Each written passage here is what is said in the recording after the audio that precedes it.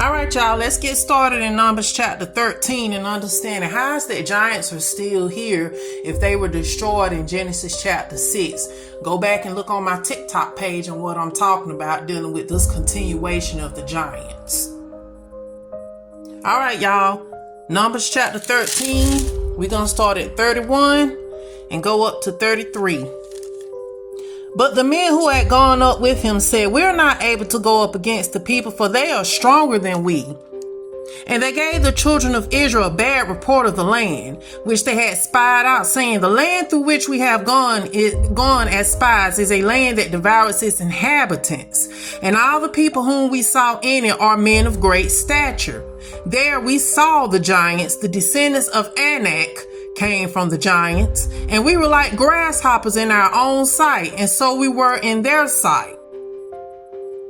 Now, please keep in mind, y'all, that Numbers, if you're a Bible reader, but for those that are not Bible readers, when I spoke about giants, we were in the beginning of the Bible, which was Genesis chapter 6. This chapter that we're talking about came out of Numbers, which is a chapter way after the book of Genesis.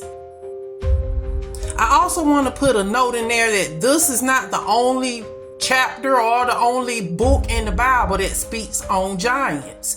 I think there was another chapter, I think it was in Kings, it might even be in this book, it might have been in Chronicles, I can't remember, that spoke about the king of Bashan. He was a giant.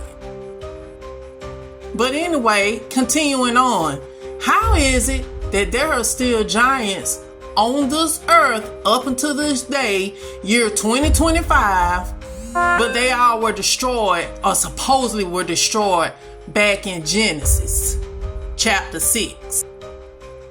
Well, see, in order for you all to even understand the whole meaning of what I'm about to break down in this little bitty segment, you do need to go to understanding my Illuminati presentation on my YouTube channel.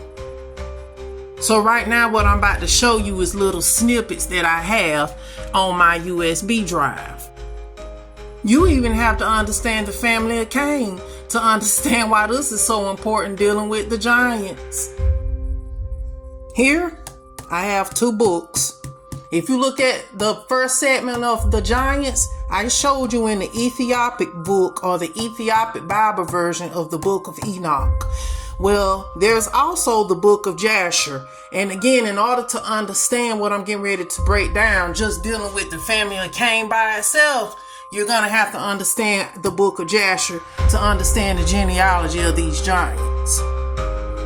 That's why I can't understand why Bible Christians and theologians and whomever else just believe books like these are not credible, when these books like these help you understand the pieces of the puzzle that's missing out the Bible itself. Why? Because Satan used his people to take these Bible and these biblical canon books out the Bible to keep us confused. Again, Revelations 12 verse 9, Satan has deceived the whole world, and I'm just not talking about sinners neither.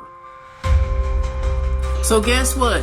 Genesis chapter 4 verses 16 through 22. Jasher chapter 2 verses 15 through 17. This right here is going to help you understand the family of Cain, which is going to help you understand this diaphragm dealing with the giants. Please stick with me. To be continued.